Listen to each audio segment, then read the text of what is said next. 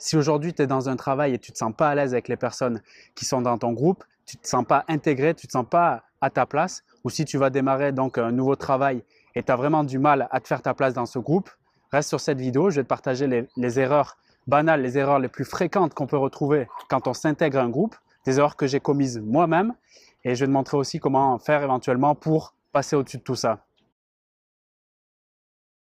On ne va pas se mentir, quand tu rentres dans une entreprise, pour se sentir bien dans celle-ci, une des clés fondamentales, c'est d'être bien, d'avoir une bonne entente avec les personnes qui travaillent avec toi.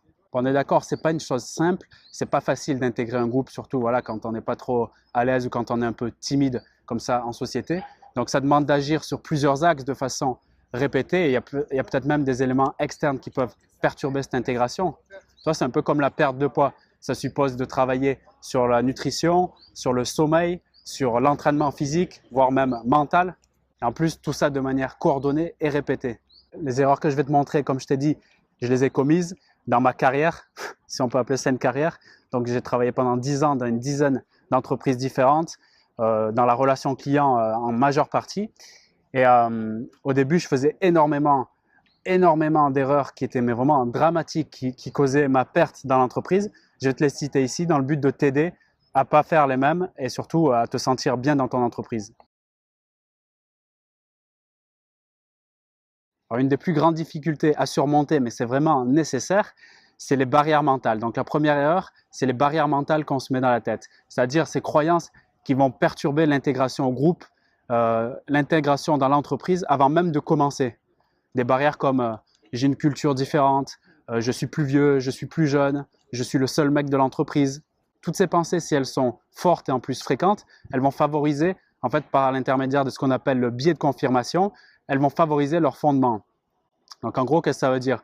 Ça va fermer directement l'ouverture à d'autres croyances qui, elles, seront nécessaires et utiles pour ta bonne intégration dans l'entreprise. Imaginons que tu rentres dans une entreprise, ça a pu t'arriver d'ailleurs, et tu es un des plus jeunes de l'entreprise, il y a des gens qui sont beaucoup plus vieux que toi. Donc si tu as cette croyance qui te limite en disant « je suis le plus jeune » et tu le sens comme une gêne, tout ce qui peut confirmer cette gêne, ça viendra nourrir ce virus à ton intégration. Ce qui n'est pas du tout bon pour toi parce que tu vas rester dans ton champ des radars, dans ton champ fermé, c'est que le fait que tu es jeune, que du coup tu ne peux pas t'intégrer à des personnes qui sont plus vieilles que toi. C'est un souci parce que tu risques de louper une opportunité, d'apporter de la valeur justement sur ce point. Sans que tu le saches, il y a peut-être une personne clé dans cette entreprise, une personne qui a un enfant de ton âge et qui a envie de sympathiser avec toi, de comprendre mieux ta psychologie, de te découvrir.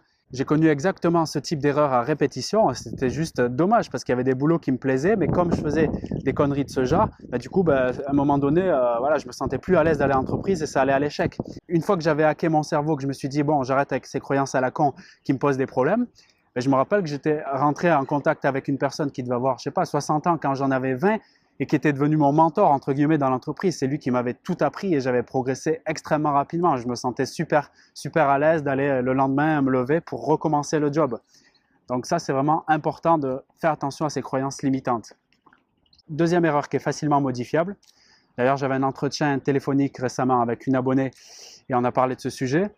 C'est le fait d'ignorer, voire même de s'opposer aux habitudes de vie du groupe. Les habitudes de vie pour un groupe, c'est très important. Si tu vas à Londres, par exemple, les automobilistes roulent à gauche, essaye juste de rouler à droite pour voir ce que ça donne. Il y a une habitude, par exemple, en France qui est bien ancrée dans pas mal d'entreprises, c'est l'habitude de la pause café. Donc, on parlait de ça d'ailleurs dans l'entretien téléphonique. Et la pause café, elle me disait, moi, je ne bois pas de café. Je fais, OK, il n'y a pas de souci avec ça. Mais si tu vas pas dans la pause café dès le début quand tu viens d'entrer dans l'entreprise, si tu n'y vas pas du tout, que tu refuses ça sans même t'en expliquer, il ne faut pas s'étonner après qu'il n'y a absolument pas d'effort d'intégration des autres personnes et en plus que toi, tu vas te supposer et tu vas avoir l'impression qu'ils ne veulent pas t'intégrer. Moi, je dis à ça, OK, tu ne bois pas de café, mais il y a une chose qui est sûre, c'est que tu perds des points dans ton intégration. Donc, on peut faire des concessions, aller à la pause café sans boire de café, on peut boire de l'eau ou j'en sais rien, tu bois n'importe quoi, c'est pas ça le problème. Mais d'être là avec les gens et puis d'avoir des stratégies simples de communication. Alors la troisième erreur, je te dis pas le vent frais là dans les oreilles, pas terrible. La troisième erreur, c'est de poser des bombes à retardement. Alors qu'est-ce que c'est des bombes à retardement? C'est l'utilisation d'outils qui entraînent ce que j'appelle le terrorisme relationnel, comme la médisance, le commérage, les accusations, les critiques indirectes, les suppositions. Ça, il y a une chose qui est sûre. Il y a une chose qui est sûre avec ça, c'est que ça explose toujours. Même après que tu quittes l'entreprise, ça explosera toujours. Donc cette voie, elle mène à une seule destination, l'échec. Donc je te le recommande pas du tout. J'en parle parce que c'est quelque chose qui est assez banal et courant dans une entreprise quand on veut s'intégrer pour créer des liens amicaux, des liens cordiaux entre les gens, d'utiliser ce genre d'outils parce qu'ils sont simples à utiliser. Ça permet de faire de l'humour et de créer une sympathie immédiate. C'est vrai, sur le moment, ça peut marcher. Mais dans le long terme, c'est vraiment pas efficace et donc ça pourra se retourner contre toi. Donc je te le déconseille vraiment. Alors la quatrième erreur que j'ai commis aussi énormément, c'est de vouloir faire tout seul, tu vois, de vouloir bien faire, de donner l'impression qu'on sait déjà faire toutes les missions. Et ça, le truc qu'il y a, c'est qu'il y a un risque en fait, clairement de faire de la merde et de jouer cavalier seul. Je valide par contre la prise d'initiative qui consiste à faire de temps en temps des efforts pour montrer que voilà, on s'implique et on s'intègre. Ça, c'est super. Faire tout seul, ça présente plus de risques pour toi, donc c'est pas ce que je te conseillerais. Et en plus, il faut savoir que les gens dans les sociétés, même s'ils le montrent pas tout de suite ou ça te donne une impression qu'ils ont peut-être pas envie au début, mais ils aiment aider, ils aiment renseigner sur les choses qu'ils connaissent déjà et ils aiment former. Ça, c'est quelque chose de toute façon qu'on aime tous. J'arrive plus. Ça marche, ça enregistre plus que ça. Ouais, si, ça enregistre, mais c'est mon cerveau qui est fatigué.